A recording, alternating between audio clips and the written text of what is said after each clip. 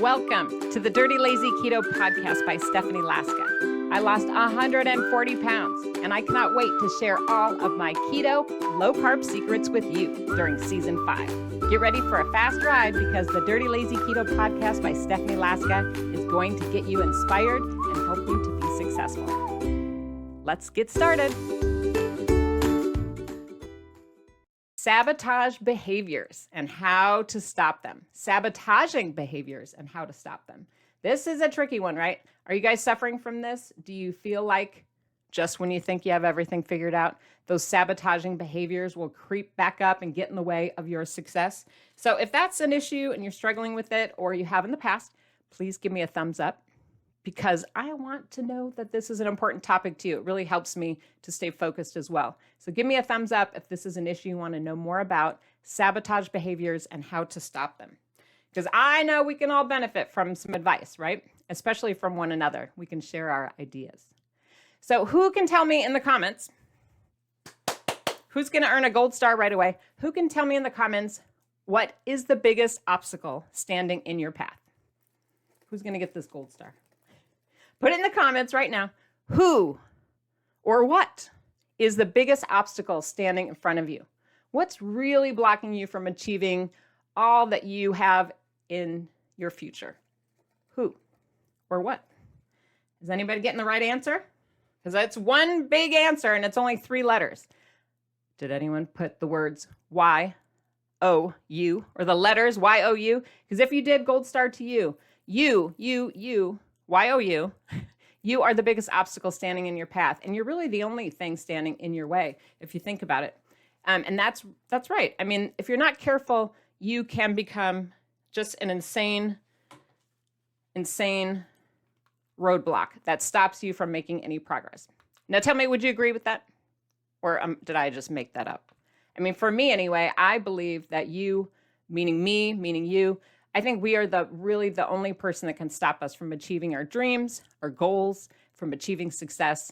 So I think that we have to be very careful about that so that we don't become a roadblock in our own path of success.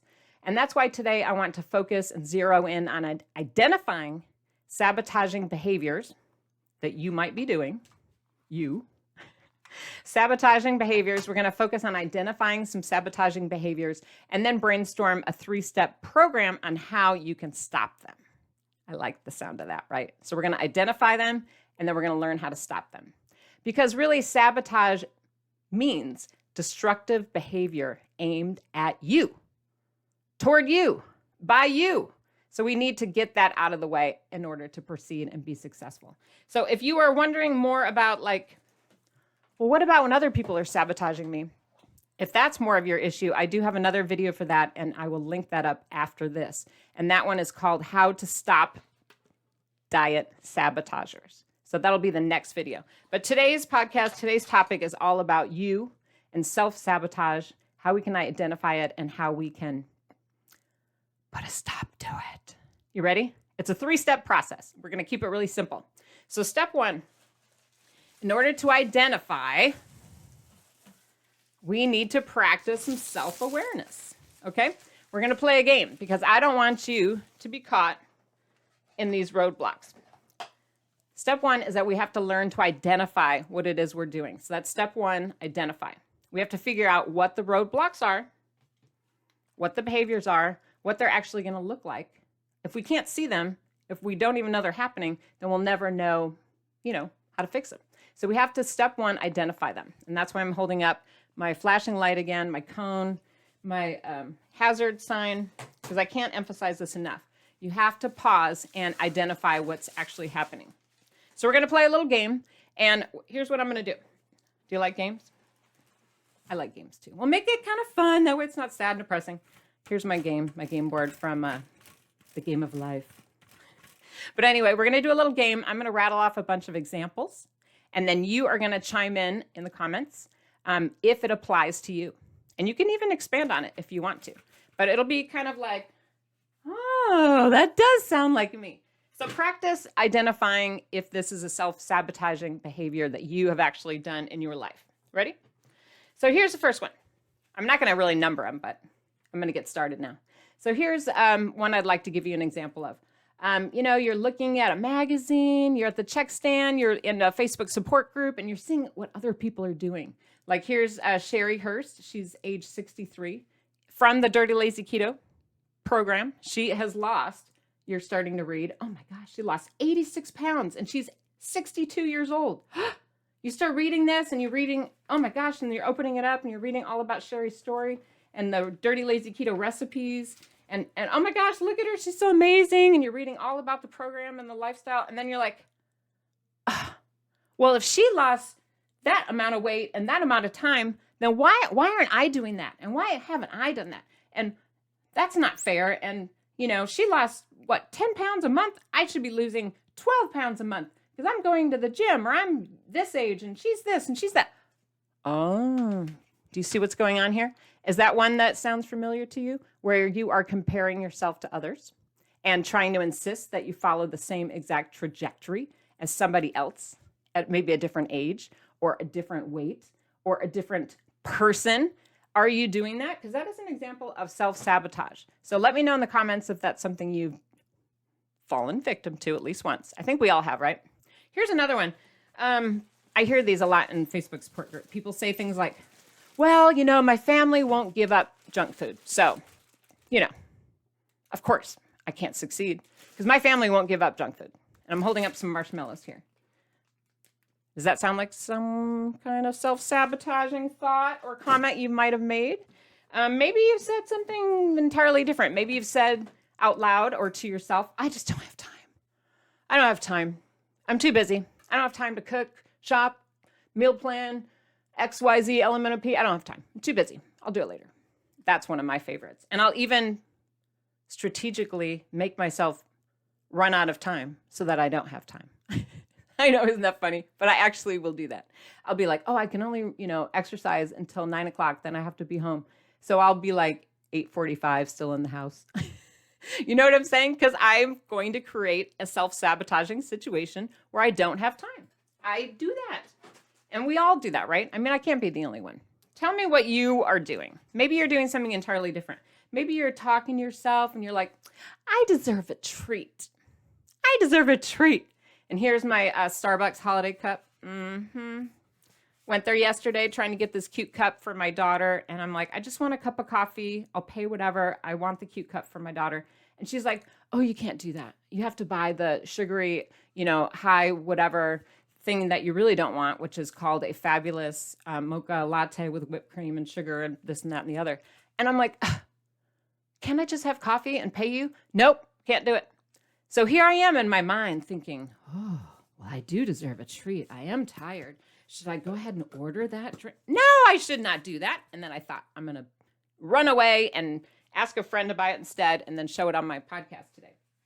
Because that language, I deserve a treat, is a self-sabotaging behavior. It's a self-sabotaging thought, isn't it? I'm going to keep going. So tell me what you think of these. If any of these are connecting, share it in the comments. Give your own examples if I'm not sharing it. Here's another one I hear a lot. People are going out to eat and they're like, oh, yeah, we're going to go out to lunch. We're going to go out to dinner. We're going to, go out to eat and going to a friend's house, whatever. Oh, yeah, I'll just figure out what I'm going to eat later. I'll just figure it out when I get there.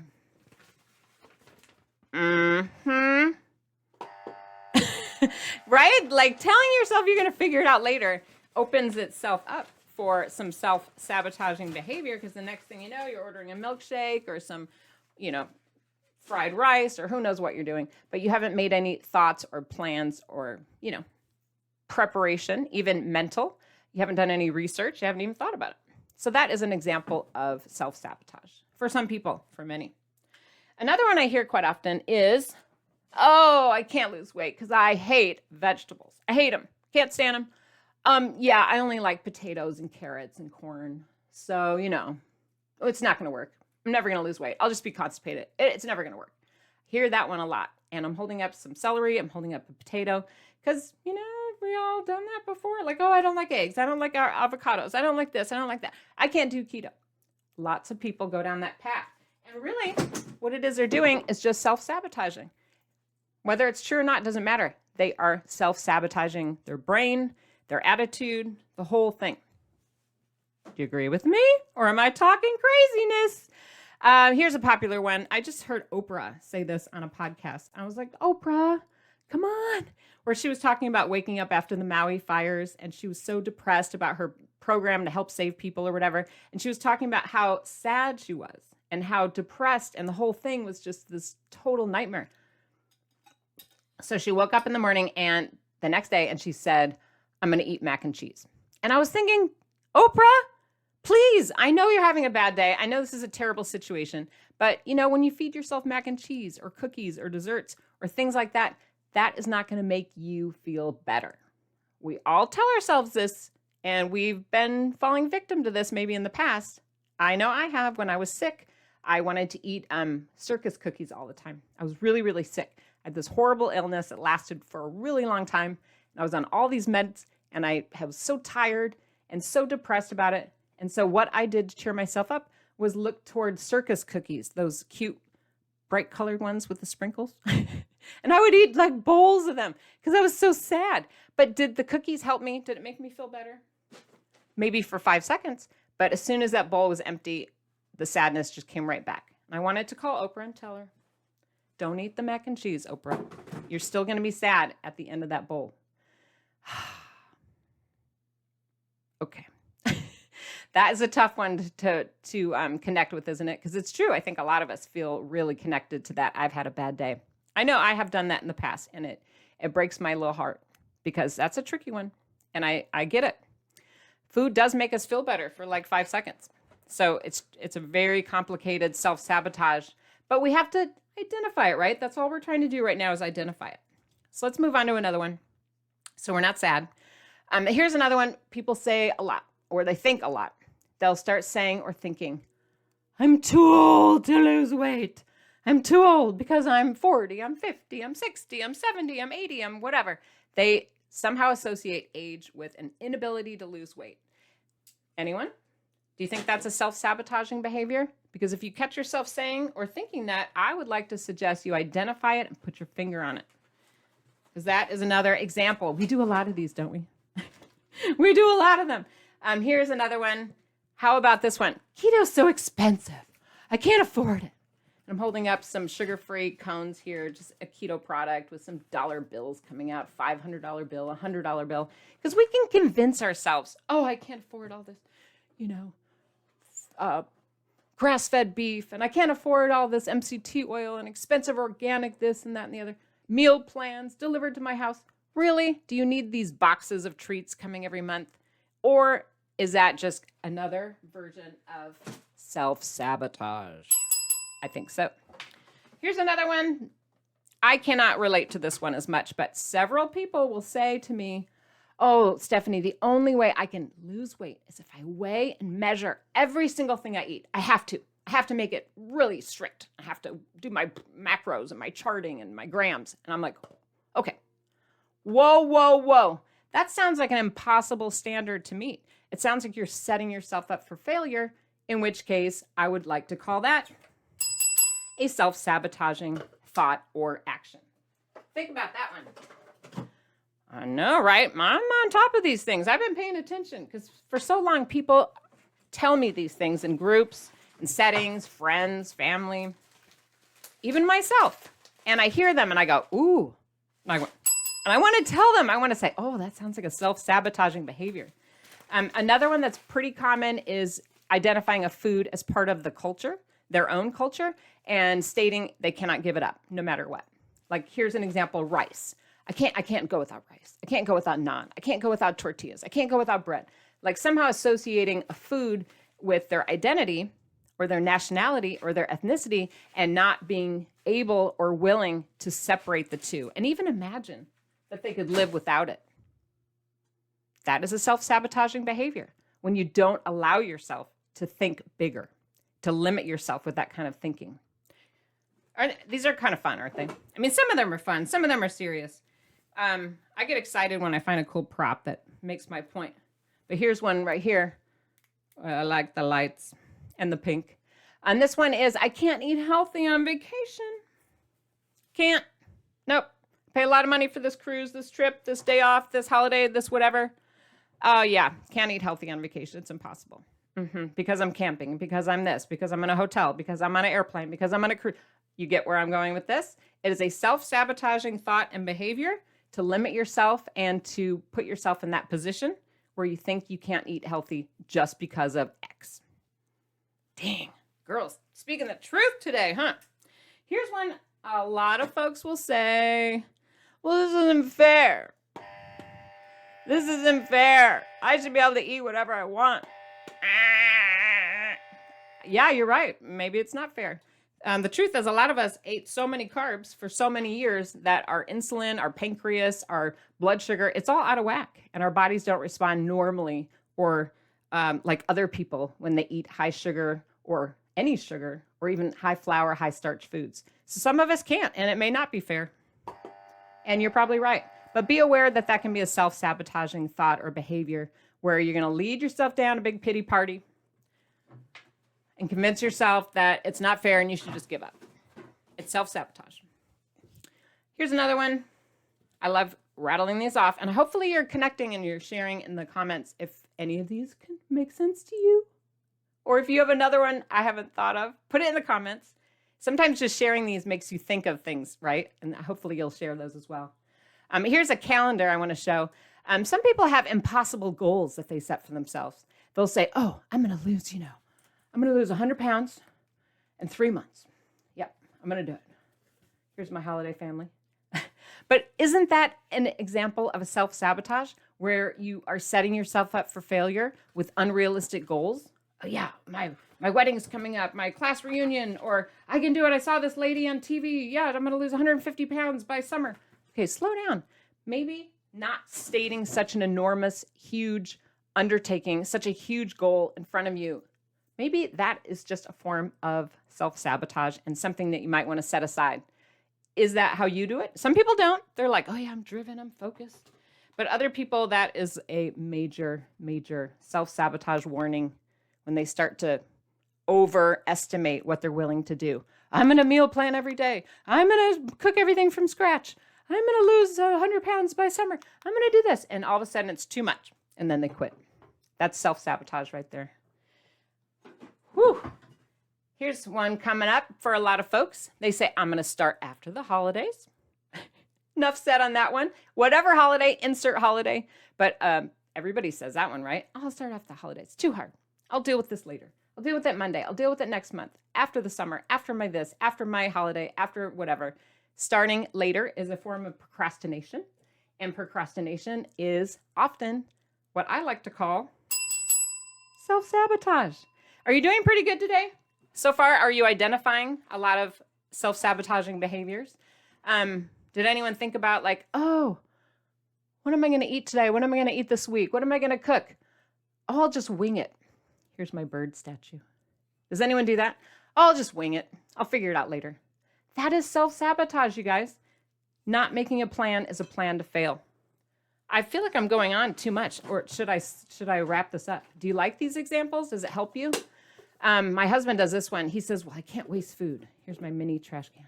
He'll start eating all sorts of stuff he doesn't even want and finishing people's plates because he says, well, I can't waste that because he doesn't like to waste food. And I get that. I don't want to waste food either, but at what expense? Are you self-sabotaging yourself by eating another cup of X, Y, and Z or another serving of dinner? Potentially, right? So be aware of your triggers. This one happens a lot, especially when you're visiting the family. People start saying, come on, have a little bite. Just one bite doesn't matter. Here's my giant fork to illustrate my point. Does one bite matter? I think it does. Yes, yes, yes. One bite doesn't matter. If you're saying, oh, YOLO, one bite doesn't matter. Oh, it's special. Oh, this, oh, that. These are all examples, in my opinion, of self-sabotage. So some of you are going to connect more to others. Some of you are going to share maybe, hopefully, some new ones in the comments. Hopefully, you are recognizing yourself somewhere. Because the goal of this podcast today, remember 3 steps. First one is to identify. Got that? Now, if you want some more and you want to maybe learn more about self-sabotage, check out chapter 4 inside Dirty Lazy Keto Get Started. The chapter is kind of funny, but serious, And the chapter is called, Oh, I Can't Because. Oh, I can't because.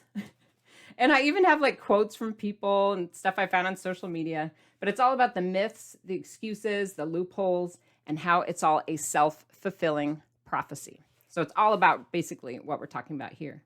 Now, please don't skip this step. I don't want you to skip over step 1, which is to identify what is happening with you. Because if you're skipping, you won't know how to fix, right? Or improve or move on. And really, like I shared earlier, part of my journey of losing 140 pounds is that I learned to identify my triggers. I learned what self-sabotage looked like for me, not other people, but for me. And being able to identify it and put my finger on it, it was like life-changing for me. Then I was able to move past those roadblocks that I was creating for myself. Yeah? What do you guys think about that? I'm curious to hear your thoughts. So it's not just me blabbing away, but I'd love to know what self-sabotage looks like for you and what your opinion is so far on what we've discussed. So while you're typing, because hopefully everyone's sharing today, they're not scared. While you're doing that, I'm going to spin the wheel because I love to give away a prize. I love fun and games. Here we go. Today's prize is going to be a fridge magnet. I'm going to mail this right to you if you are today's winner. It is a Dirty Lazy Keto food pyramid, and it's how I recommend you distribute your carbs to maximize your weight loss. So if you want to win a magnet, please tell me in the comments. If you've never won a prize before, tell me in the comments. And if you want to buy one because you're mad that nobody picked you for a prize, you can go to my Etsy shop. I made some notes on this. Hopefully you can see. My Etsy shop is at etsy.com/shop, S-H-O-P, /the Dirty Lazy Keto shop. That's right. And so that way I'm selling some of these prizes because people will email me and message me, please pick me. And I'm like, I'm sorry I didn't pick you. And then people will say, I just want to buy one or order one. And so I basically sell these things at cost and I will ship it right to you myself. And I'll even include a nice little note of encouragement because I want you to be successful. So anyway, that's that. So let's move on to number 2. We've learned to identify our self-sabotaging behaviors. And now we are going to move on to number 2, which is, this is a quicker one. Not so many fun examples. But number 2 is to explain why it's sabotage. Explain why to yourself, just to yourself. Now, here's what I want you to do. Once you've identified where and how you are self-sabotaging, some of these fun little behaviors, fun little jokes or things you're telling yourself, then I want you to dig deep and try to get to the root of the problem. I'm holding up a giant flower and a teeny tiny shovel because really it's not going to take much work to dig deep. You don't have to go to a counselor and, hire a psychologist and, read a bunch of books. Really, you just have to think about it. Well, why am I doing that? Just ask yourself, what's the root of that? Why am I telling myself that I'll just wing it when I get to the restaurant and figure it out there? Why would you do that? Hello? Because then you might be able to order whatever you want and enjoy mac and cheese. Oh, yes, that makes sense. See how you just poke at it a little bit and it's kind of easy to figure out. Like, why am I running out of time every morning and then not having enough time to exercise because I'm like on my phone and checking Facebook and emailing? Oh, well, maybe it's because I really don't want to exercise because exercise is hard work. I'd rather sit on the couch and stare at Facebook. Yeah, that's okay to admit to yourself, but figure out why you're doing this. Figure out what's really happening. Is this maybe something bigger? Is it perpetuating some kind of denial? Like telling yourself, oh, I'm fine. I don't have to lose weight. I'm great. And then meanwhile, you're suffering from health problems and your family is really worried about you and you're on medications. Sometimes I think we are struggling to get to the root of our issues because we are rationalizing some kind of poor decisions in our lives. We're perpetuating denial. We're rationalizing things like, yeah, I can't get rid of rice because it's part of my culture. I can't get rid of beans or naan or tortillas. I can't because it's part of my culture. Is that the best decision for you? I mean, yes, it is part of your culture, but aren't there a whole bunch of other foods that are part of your culture that may not cause so much inflammation or cause you to overeat or cause you to have like high A1Cs or cause you to have other medical issues. So think about that. Sometimes these bigger, topics that we have to look into, it may just be negative self-talk. It may be something like tearing at your self-esteem or your confidence. But no matter what it is, don't be afraid to shed some light on it. You've got to dig deep. You got to look at it. You have to be honest to yourself. Put it on a piece of paper, talk about it with a friend. It doesn't have to be like, sitting down with a therapist. It can be just you reflecting and just having an honest conversation with yourself. And it can be a joke too. You can laugh at yourself and say, yeah, like Stephanie, I'm still sitting on the couch and the dog is crying. She needs to get walked. I have to get moving here. What am I doing sitting on the couch? Why am I checking Facebook for the 800th time? It's okay to kind of be honest and chuckle and realize what it is you're doing. But just call yourself out and then figure out what it is, the reason why you're doing it. That's going to help you really spot some of your trouble. So that's number 2. It's kind of like a check the box. You just got to do it. Now for the great part, you're thinking, oh, let's go to number 3. We're going to fix the problems. I'm with you. So we're going to challenge. Number 3 is to challenge the sabotage. And what I mean by that, I'm going to bust out my medal here to put on. I want you to be a challenger. I want you to face it head on and just, once you've admitted to yourself what it is maybe that you're really doing, what's really the motivation behind that self-sabotage. It could be mean. It could be self-critical. It could just be, oh, I'd rather eat, a donut. Figure it out and then challenge yourself to face that sabotage. Make a plan. What are you going to do? You've got to make a plan to fight back because you can't just let it keep happening. This is you, by the way. It's not like we can blame this person. Blame the family and keeps eating junk food. No, self-sabotage is all about you. So you've got to make a plan to fight back, to fight some of these words, some of these intrusive thoughts. What are you going to do about it? And be specific. What are you going to do? Now, this is going to look different for everyone, right? I can't just say, oh, I'll start off for the holidays. I'll start after the holidays, and then tell you exactly what your plan's going to be. If this is your self-sabotage, you are going to have to customize and think about a solution that is going to challenge that type of mindset. What is going to help you the second you tell yourself, I'll start after the holidays? What's going to work for you? So I'll give you an example. Something I do when I start going down that path, because everyone does it. I still do it too. But what I try to do is I catch myself when I'm saying it. This is my plan. I catch myself when I say things that I know to be self-sabotaging for me. Here's one of my favorite ones that I do. I'll start a sentence with, I should. I'll be talking to a friend, talking to the husband, talking to the kids, and they say, oh yeah, la la la la. Yeah, there's this new kickboxing class at the gym. And oh, I should take that. I should take that. And I hear myself and I catch myself and I go, I should what? Why am I saying I should? And I catch it and I stop in my tracks and then I repeat the whole conversation back to me. And then I realize what I'm really doing there is self-sabotaging. This is what I do. So I catch myself when I use the phrase I should, and then I challenge myself, here's my plan, to replace those words with I will. I will take that class within the next 2 weeks. I will sign up for that class when I go to the gym on Monday. I will go to that class and stay 10 minutes because I'm kind of scared it might be too much for me. You see what I'm doing there? I'm changing I should, which is never going to happen, let's be real. And for me, I'm changing that behavior. I'm changing that verbalization. I'm changing it from a self-sabotage to something powerful and actionable that's going to make me feel really good about myself. And it really just turns that whole self-sabotage around. So what do you guys think? Do you have any ideas so far? Are you going to challenge your self-sabotage? I hope that you'll share because that's a lot, isn't it? You're like, oh God, that is a lot, Stephanie. Well, should we practice one more time? I know I gave you just one of my examples, but how about we practice this one more time? Remember, there's 3 steps. We're going to identify, explain, and then we're going to challenge ourselves. So step 1, identify. Here's a very common example. Let's do another example. People will say, here's the roadblock. Here's the self-sabotage. I can't lose weight because of my blank, my diabetes, my gallbladder, my age, because of my thyroid, because of my menopause, because of blah, blah, blah, blah, right? I can't lose weight because of blah. They say something like that. When I hear that, I know that that's identifying self-sabotage. That's an example.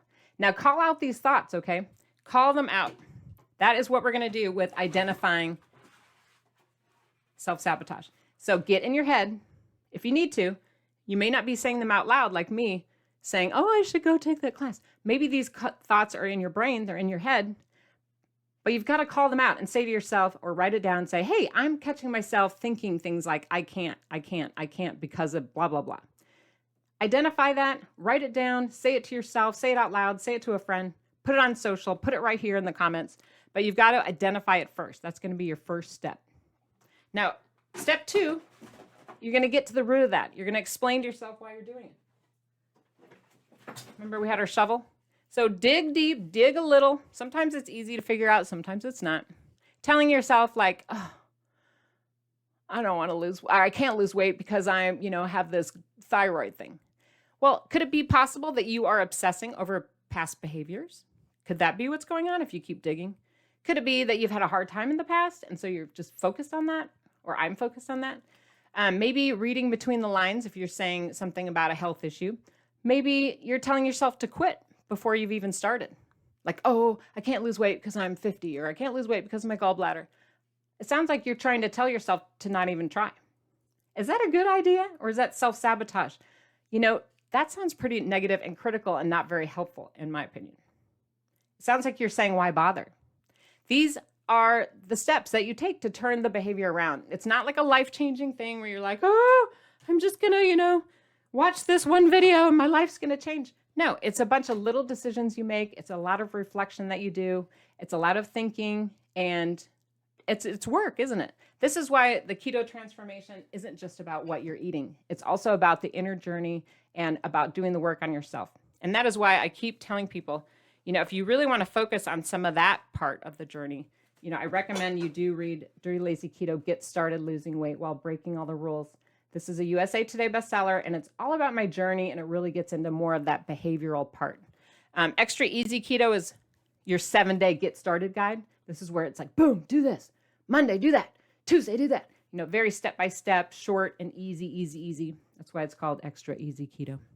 But more of the big picture, you're definitely going to want to read Get Started, Dirty Lazy Keto, Get Started. I'm telling you, you can get these books at the library. You can get them on Amazon. They're going to change your life. So I encourage you to either read or listen to the audiobook. But don't give up on yourself, because these self-sabotaging thoughts are out there. They're going to keep bubbling up. They're going to come back unless you work at them. And if you can't identify them and then make a plan, step 3, to challenge that self-sabotage thought or behavior, then it'll just keep happening. And then you might lose 5 pounds, 10 pounds, 20 pounds. And you gain it back again.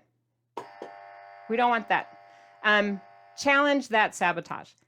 Tell yourself something new, a new story, like I did, about the gym and the kickboxing. Like, instead of, I should go to that class, I will go to that class on Tuesday. Here's another way to challenge. Instead of saying, I can't lose weight because I'm really old. Instead of that, you reprogram and you challenge yourself by saying something like, lots of people my age are losing weight. Lots of people with diabetes are successful with keto. I see them in the group. I'm joining the support group. I'm looking around. I'm going to ask them questions and follow their advice and follow them. I'm going to read more about them. I'm going to surround myself with supportive resources. I'm going to listen to, maybe one of Stephanie's YouTube videos while I'm walking or commuting to work. I'm going to listen to the podcast. I'm going to watch a YouTube video. I'm going to read one of these books. I'm going to check out, new recipes. I'm going to go to the library and maybe read up on some of this stuff. Getting yourself in that challenge mindset, befriending other people in the social media group here that are like you, that could maybe help you through a tough spot. I have a lot of interviews that I've done, and I've collected them on my website. Lots of interviews with people of different ages, different experiences, different backgrounds, truck drivers, men, women of all ages, different stages of their life. And you can find those. I've kind of gathered them all in one spot at dirtylazyketo.com/about. Pretty easy to remember, right? dirtylazyketo.com/about, ABOUT. And there's a ton of them there. So you can just poke around and have fun trying them all, listening, reading more. So here's the thing, you guys. I'm going to try to wrap this up. This doesn't have to be that complicated, okay? We can get into our head. We can get out of our head. We can make effort to improve. The self-sabotage isn't going to last forever. You're going to work on yourself, and then before you know it, you'll be like, that was easy. It is doable for everyone. This lifestyle is something attainable. It's doable for everyone. I promise that you can do it. Isn't this the cutest thing? I was thinking this could be like the ghost of Christmas past. Self-sabotage can be in the past. It can go away, and we can replace it and have positive thoughts, encouraging thoughts that are going to help us get to where we want to be, to help us be healthy, to help us be strong, to help us lead the life that we are meant to live on this planet. So you guys know I'm here to support you every step of the way. Be sure to stay tuned for that next video I told you about. It's called How to Stop Diet Sabotagers. How to stop diet sabotagers. That's when the people are doing it, like your mother-in-law, your spouse. That's tips for that. So thank you for watching and listening. Thank you so much. I appreciate everybody being here. I hope that you had a good time. And please let me know in the comments if you learned something new, if you had fun, if you feel like you are ready to tackle the future. Are you? I want to know. Please tell me in the comments if you're feeling a little bit more inspired, if you're feeling excited, if you feel like you could do this. Tell me in the comments. It really, really means a lot. So thanks so much. Thanks for joining me on the adventure today with the Dirty Lazy Keto podcast. If you have questions about what we talked about, head over to my website, dirtylazyketo.com. While you're there, be sure to sign up for my free newsletter.